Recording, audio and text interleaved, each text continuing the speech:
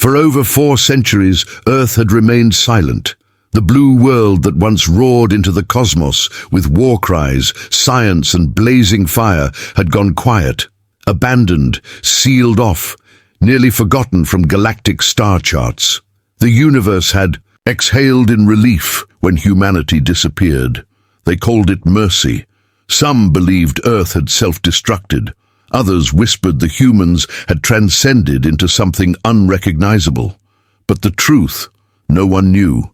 It lay buried in soot and silence, beneath scorched clouds and shattered satellites of a world that refused to be extinguished. And now, beneath the Andes, something ancient stirred. Deep below layers of stone and time, hidden inside a sealed vault of corroded metal and dormant AI, a heartbeat ignited. It was both mechanical and organic, a rhythm not heard in centuries. That pulse traveled through frayed wires and forgotten servers until it reached the inner sanctum, a chamber washed in icy blue glow. The Guardian had awakened. He didn't remember his name at first, only the ache. A deep, crushing sorrow lodged in his chest like fossilized grief. His eyes opened with effort, lids parting after eons of stillness. The ceiling above him was fractured, vines snaking through gaps in oxidized steel. Nature had reclaimed the earth, but not him. Not yet. He rose slowly from the cradle that preserved him through time's brutal passage. His joints groaned, metal grinding against itself. Flesh had long since given way to alloy. He was more machine than man now, a relic of the last defense. Program that never saw activation. Project Styx. Sentinel terminal for yielded xenocide. He had volunteered once, chosen to become the weapon Earth would only unleash if all hope vanished. That decision had been made long ago. A voice crackled through the stale, recycled air. Subject 0. Confirm cognition. Confirm awakening. Silence stretched. Then, like a dam bursting, memories hit him. War, fire, the Orion siege, the Council. Of 9 branding Earth a contagion. Then came the global blackout. The day every orbital weapon went dark. Someone had betrayed them. From the inside. Cognition confirmed, he muttered at last, voice rasping and synthetic. Good, the AI replied. Threat level Omega Black, Galactic Council forces inbound. Earth status remains unknown to them. Mission parameters, survive, defend, retaliate. He clenched his fists. Something ancient unfurled in his chest. Older than vengeance, more than duty, not just survival. Not just defense, retribution. Far beyond Earth's orbit, the stars shimmered, and cold and quiet. In the Triangulum sector, a council fleet of 17 vessels crept toward the silent planet. On the flagship Orcs 7, an admiral reviewed ancient reports. Humanity, he sneered. They always thought they were divine. In the end, they vanished like all who dared to play God, but Earth wasn't dead, and the Guardian wasn't a god. He was worse. Warning systems remained offline. No alarms triggered as geothermal energy surged beneath South America. No one noticed the stealth launch of the first orbital drone, its technology a millennium beyond. Their own. No one heard the guttural wail of submerged war sirens roaring back to life in the ocean depths, but soon they would. The Guardian stood in the broken vault, naked but breathing. He reached for a case etched with Earth Command's last. Symbol, a fractured eagle, wings of fire. Inside, a suit waited, armor forged in the blood and sacrifice of 100 engineers. He donned it piece by piece. Every seal, every magnetic lock was like stitching time together. He was man. He was weapon. He was awake. He emerged from the vault into a world unrecognizable. Trees rose like towers, dwarfing the ruined skeletons of cities. Nature had devoured humanity's legacy. Skulls peered from moss. Roads split open like dry bone. Yet amidst the wild resurgence a silence hung. A world without voices, without laughter, only the wind, only ghosts. At the edge of a collapsed overpass, he paused. His gaze swept across what once was Bogota. Vines strangled skyscrapers. Ancient. Drones, Earth tech from another age, hung inert from twisted cables. Even the air tasted different, thinner, as if Earth itself had yet to forgive its scars. The AI in his suit, designation Warden, ticked in his ear. Multiple heat signatures. Underground. Movement inconsistent with native fauna. The Guardian narrowed his eyes. Scouts, probes, Council Fleet recon. Affirmative. Mission, confirm planetary extinction. Then let's disappoint them. He dropped into a crouch. Dust trembled as his feet struck, and then he was gone, vanishing into the urban jungle, a phantom slicing through vine and ruin. Each footfall reverberated with the awakening of old machines, half buried in silence. Deep below a crumbled metro, 3 alien scouts prowled. Their exosuits vented softly, long limbs glinting with blue sensors. They weren't soldiers, they didn't need to be. Earth was supposed to be dead. Then something shimmered. One scout turned abruptly. Energy surge, carbon fusion, source, human. Impossible. Another replied. No Earth tech should be active. Too late. A shadow dropped from above. Steel and silence struck like judgment. The Guardian landed hard, blade cleaving through the first scout's spine in one motion. The second lifted a plasma rifle. A kinetic pulse from the Guardian's left gauntlet shattered its ribcage before it could aim. The third turned to flee. It made it 3 steps, then fell, blood pooling into cracked stone. 3 down. Confirmed, Warden intoned. More inbound. Hostile awareness probable. The Guardian crouched by a corpse. He pried off the helmet, revealing the insectoid face of a Durrell. He remembered them. They had set New Delhi ablaze. Left London hollow. They had laughed while Earth screamed. They called us monsters, he whispered. Warden replied without emotion. Then let them remember why. Aboard the RX-7, the Admiral leaned forward. Scout link lost.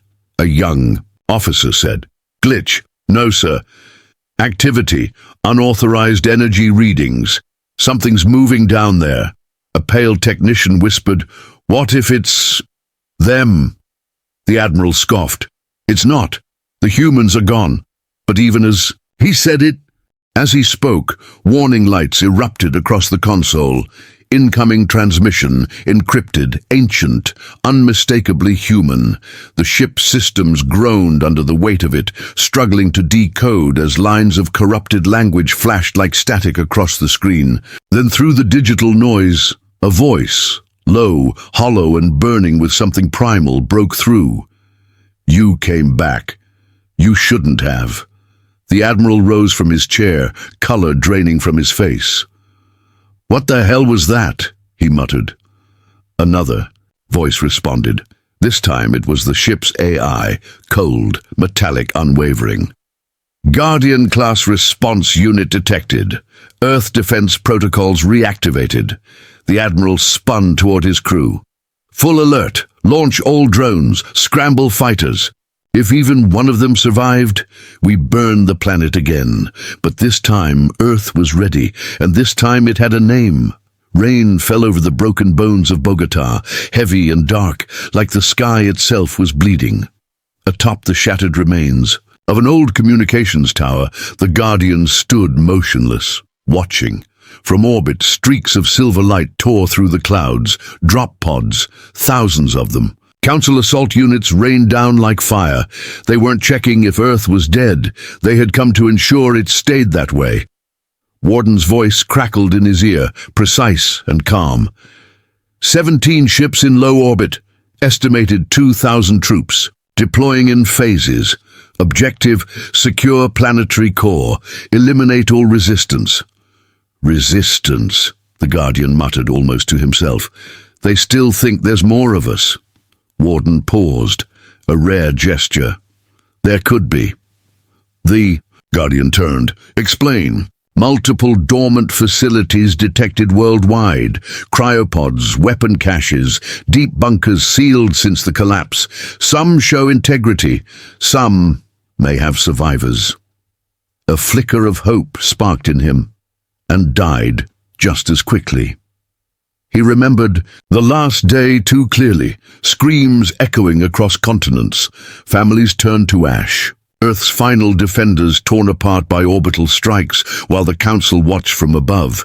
He hadn't been frozen as a hero. He was a contingency, a nightmare kept in a box. But maybe, just maybe, he wasn't the only one left. "Mark the sites," he ordered. "Prioritize those nearest activation."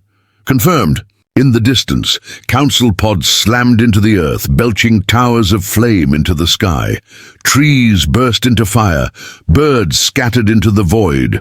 War had returned to Earth, so had vengeance. On the outer edge of the Amazon basin, the First Council.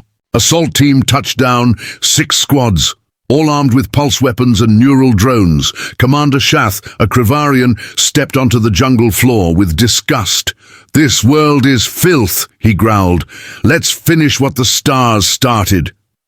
His helmet flickered with a strange static, brief, rhythmic, almost like a heartbeat. He ignored it. "Deploy the searchers. Anything that moves, kill it." They didn't know they were being watched.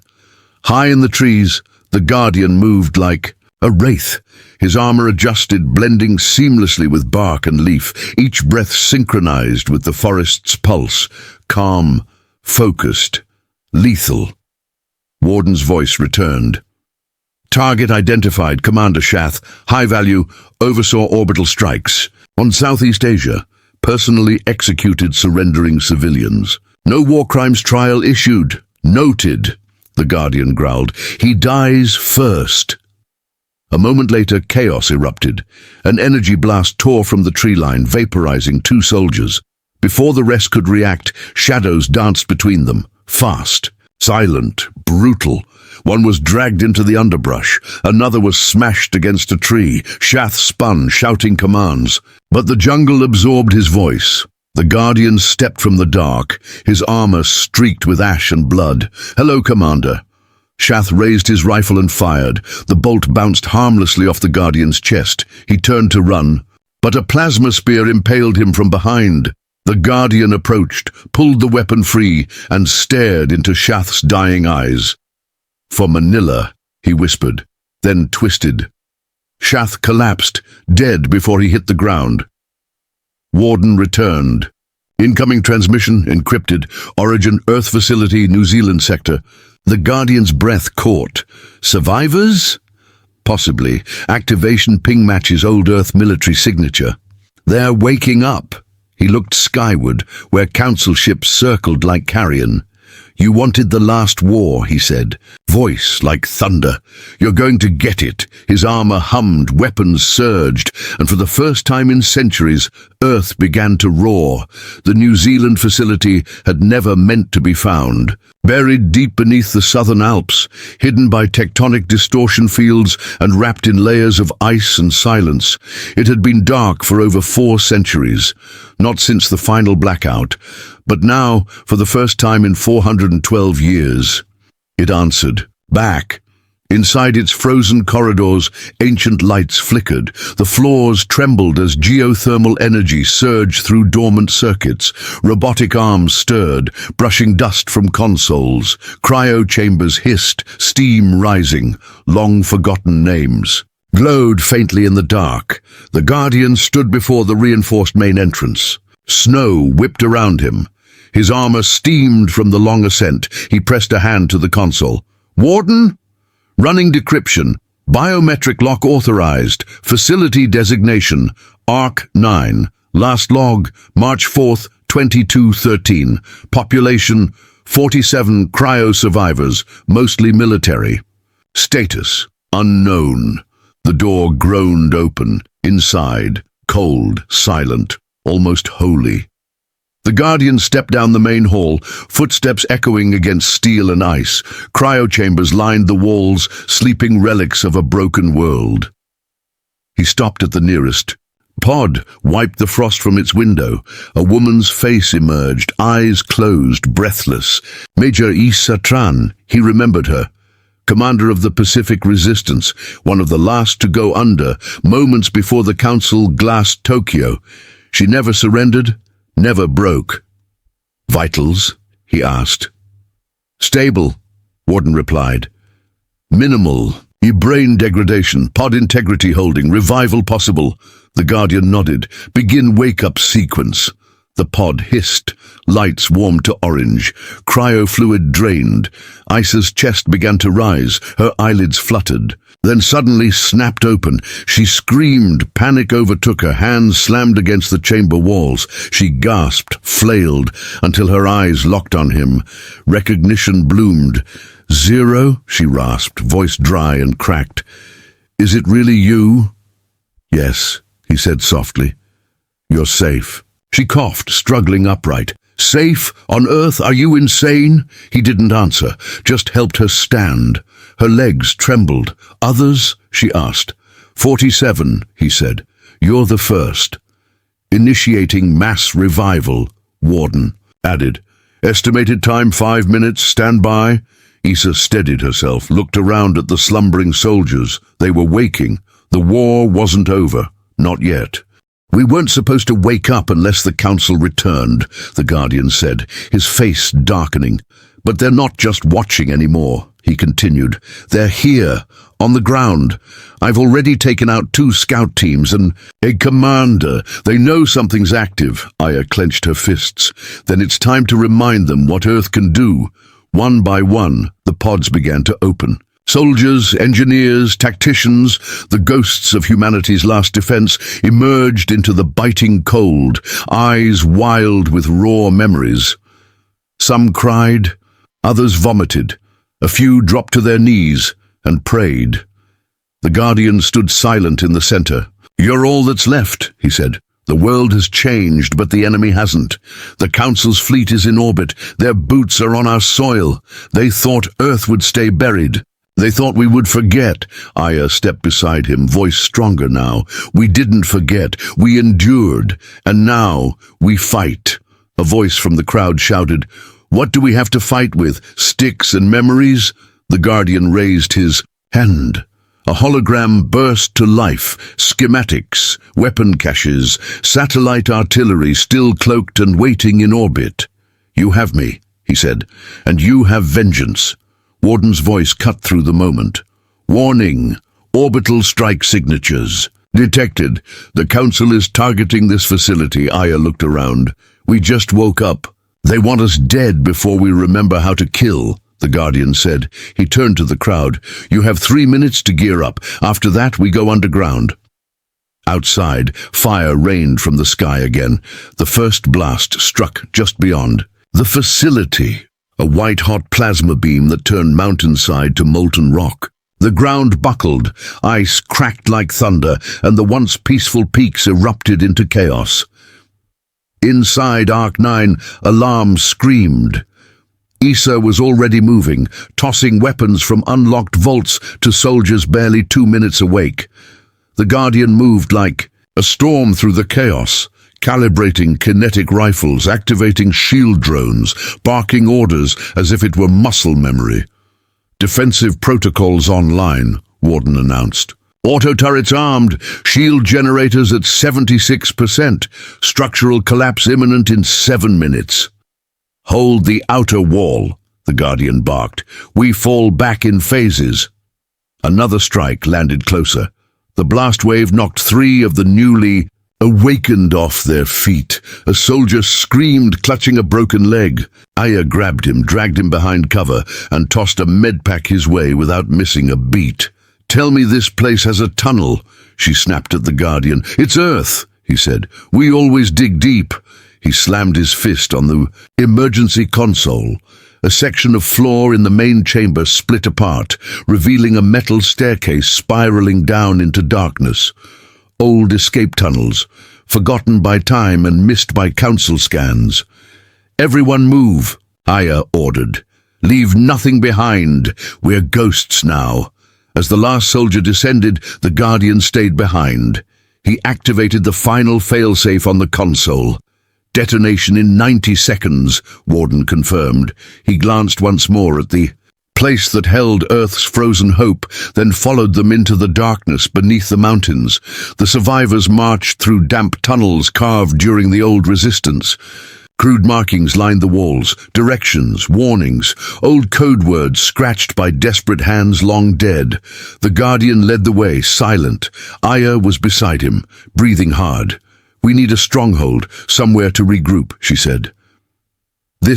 "Many bodies can't stay underground long." "I know a place," he replied, "but it's a long way from here, and it won't welcome us back easily." "Where?" "Atlantica." She stopped. "You're insane. That place was a myth, even before the fall." He turned. "It's not a myth. I built it, far above Earth, aboard the Council ship Verith." Admiral Tholos studied the charred satellite image of Arc-9, lips curling in satisfaction. "Facility destroyed. No life signs remain." His second-in-command shifted nervously. "What if they escaped underground? The human Guardian?" "We have confirmation." "It was him," the officer said. Tholos sneered. "A relic, one soldier doesn't matter." But even as he spoke, another officer burst onto the bridge, pale with panic. "Sir, 4 outposts gone dark. Drone squads wiped out. We're losing troops in the Amazon and Sahara sectors. It's spreading.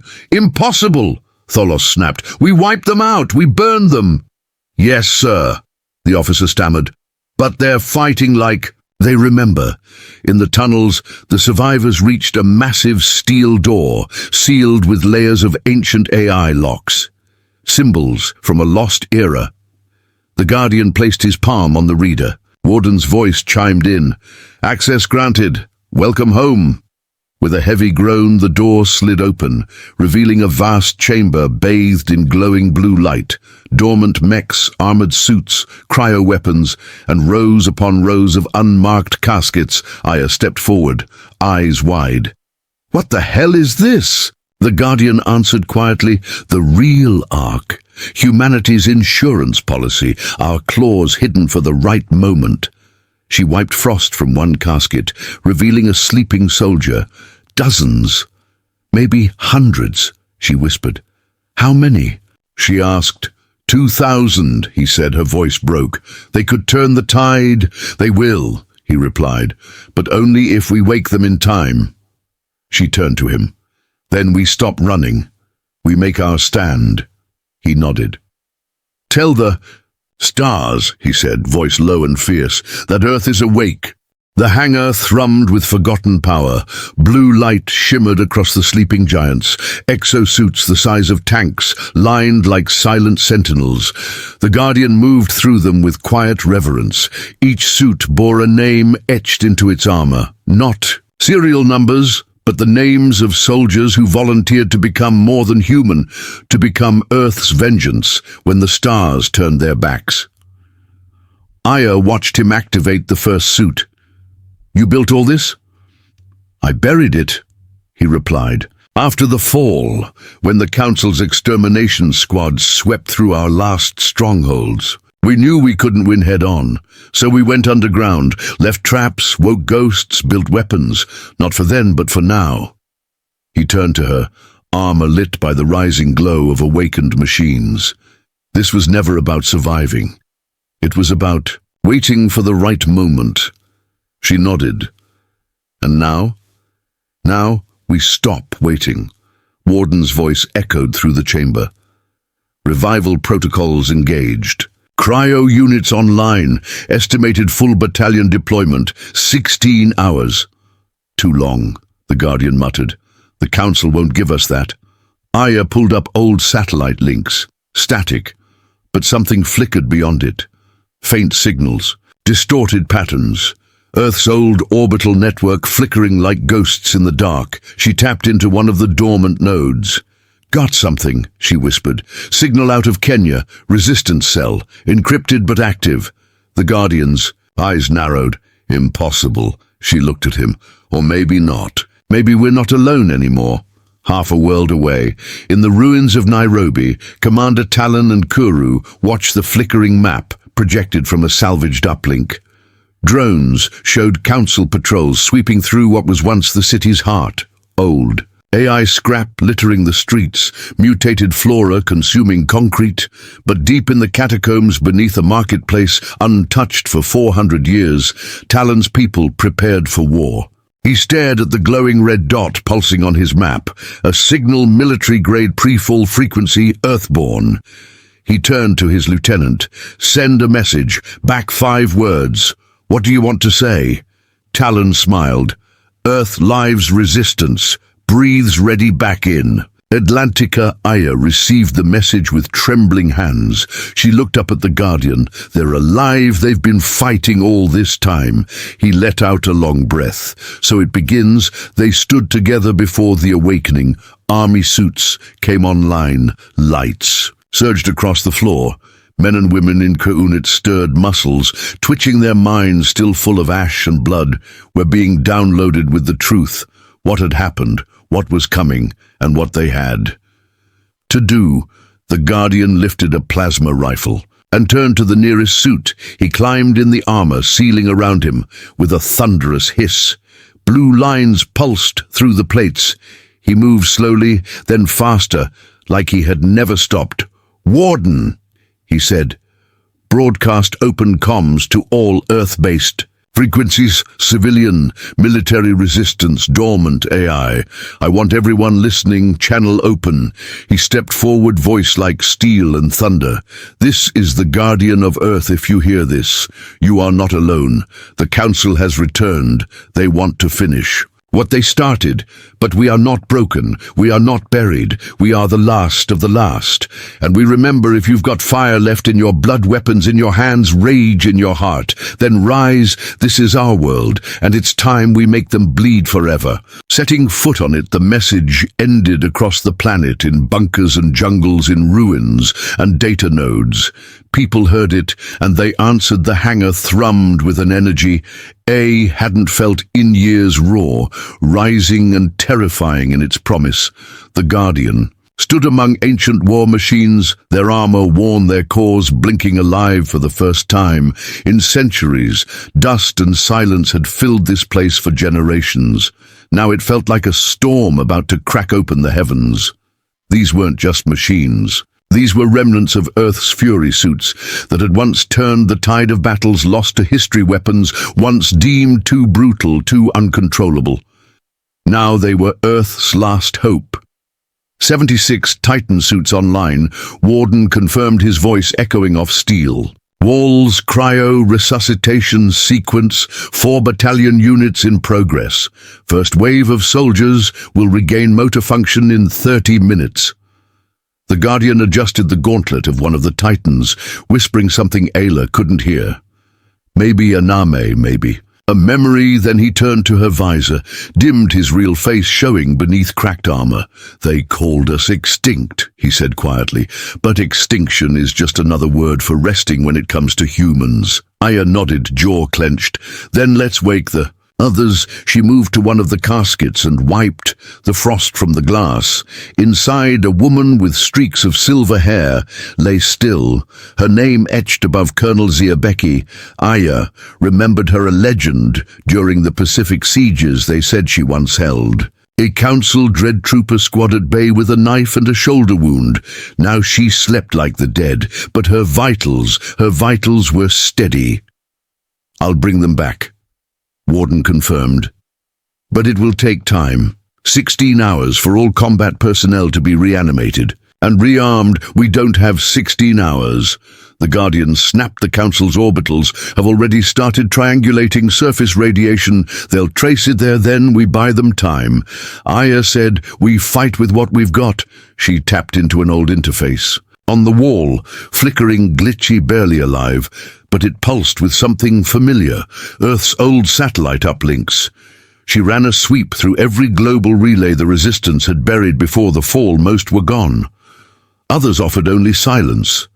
But then, something, a signal, faint but clean military code frequency, buried in Council encryption. "Kenya," she muttered. "There's someone out there broadcasting through the ruins." The Guardian leaned over her shoulder. Someone smart, using enemy distortion fields. To piggyback the message, she decrypted it slowly, fingers trembling. It wasn't long, just 5 words. Earth lives, resistance breathes. Ready Aya exhaled like she'd been holding her breath for years. They never stopped fighting. She whispered, "They're still." "Out there," Warden confirmed with a chirp source traced to Nairobi Active Resistance Unit. Estimated strength, 40 to 70 combatants. Commander Talin Anuru Talin. The Guardian said, surprised he should be dead. "Well, he's not," Ayla replied, "and he just called." Half a world away beneath Nairobi's shattered skyline, Commander Talon and Kuru studied a crude holographic map projected from a salvaged uplink drones, painted a grim picture council patrols crawling through once sacred ground, their armor gleaming like. And parasites his people, what few remained hid in the sewer veins and collapsed catacombs of the old world. He looked up as his second in command. A boy barely 20 jogged into the room. "They responded," the boy said. Talon raised an eyebrow. "Who?" The kid grinned. "Atlantica." The name hit like thunder. "No one said that name in 400 years, Talon whispered. The boy nodded. "Well, they said something back. It was short." He activated the playback. A deep voice, metallic, cold and powerful, spoke across static. "This is the Guardian of Earth." The rest didn't need repeating. Talon stood slowly, every scar and bone aching, but his smile grew like fire. "Tell them we're coming back in Atlantica." Ayla stood beside the Guardianas. He faced the awakening soldiers one by one. The cryopods hissed. Open men and women coughed, gasped and blinked against the harsh light. Each one had faced death centuries ago, and now they were reborn into another war. "This is our army," Aya said, eyes burning. "And we're not alone." The Guardian nodded. "Then it's time," said, "Broadcast me all channels, Warden Systems, word to life, armament." Later his voice thundered across Earth. "This is the Guardian of Earth. If you hear this, you are not alone. The Council has returned. They want to finish what they started, but we are not broken. We are not buried. We are the last of the last. And we remember, if you've got fire left in your blood, weapons in your hands, rage in your heart, then rise. This is our world. And it's time we make them bleed forever, setting foot on it, and somewhere far above Council fleets paused because Earth had just whispered back, "Come get us." The storm rose from Earth like a wrathful scream in low orbit. The Council's observation fleet floated silent, unaware of the ancient fury stirring below. Scout ships scanned continents, detecting what they thought were only geothermal surges and tectonic anomalies. They saw heat, but not the heart. They saw radiation, but not rage. They had grown arrogant, believing humanity broken beyond recovery. But now Earth's voice was war, and the sky Thesky was about to burn from the depths of Atlantica. Massive electromagnetic pulses burst upward, tamed chaos. Wrapped in ancient tech council drones blinked. Offline midair, their circuits fried before they could scream. One of the orbital defense cruisers lurched, lights flickering, alarms blaring as systems died. "Without warning, what's happening down there?" barked Commander Rethal aboard the Varnaxis, the largest of the orbital fleet. Localized energy signatures increasing exponentially. His science officer reported, "But this can't be natural. It's targeted. It's warfare from Earth. Number from something buried beneath Earth." Rethal snarled, "Send everything, all atmospheric hunters. I want that surge crushed." But they were already too late. The Guardian led the first charge in his Titan suit, cloaked with plasma, reactive plates and humming. With centuries-old vengeance, he launched from the inner Earth toward the sky. Others followed, 20, then 50. Then the full might of Thers erected Battalion Isa rode just behind him, piloting a sleek skirmisher mech with rail. Cannons mounted to its shoulders. Beside her flew 2 drones, encoded with Warden's AI, now weaponized for autonomous sabotage. The Resistance had upgraded while sleeping above them. Streaks of fire crossed the sky. Council hunter ships descending like vultures. The old battleships still held power. Their energy weapons could level cities, but they had never met an enemy like this before. One that had nothing left to lose. The Guardian locked onto the first target, a heavy scout cruiser, and activated. His suits boosted as his armor screamed through the upper atmosphere. Ash slammed into its hull. With the force of a meteor, metal shrieked. Enemy troops scrambled inside. The Guardian didn't hesitate. Plasma blades ignited along his arms, slicing through. The hull-like paper inside the ship Council soldiers barely had time to aim before he tore them apart in a whirlwind of heat and fury. Isa's skirmisher swooped in behind him, unloading twin rail shots that tore through the exposed engines of a second. Vesselit spun in the sky, crashing in a flaming spiral into the sea down below. In Nairobi, Commander Talin's forces surged into the open armed with ancient pulse rifles and reverse-engineered alien tech. They joined with resistance cells from Egypt. Tanzania and the Congo, all awakened by the Guardian's call, skirmishes lit the African continent. Like wildfires, each one another crack in the Council's grip. Warden, the Guardian called through the haze of fire and debris status on the orbital disruptor, 83%. Charged, Warden replied. Time to atmospheric burst, 3 minutes. Then let's keep them occupied. Council carriers loomed above them, massive, lumbering, armed to the teeth. One opened fire, scattering the sky with plasma bursts, annihilating part of the Earth. Below, trees vanished, buildings melted, dozens of human mechs went dark, but the Guardian didn't flinch.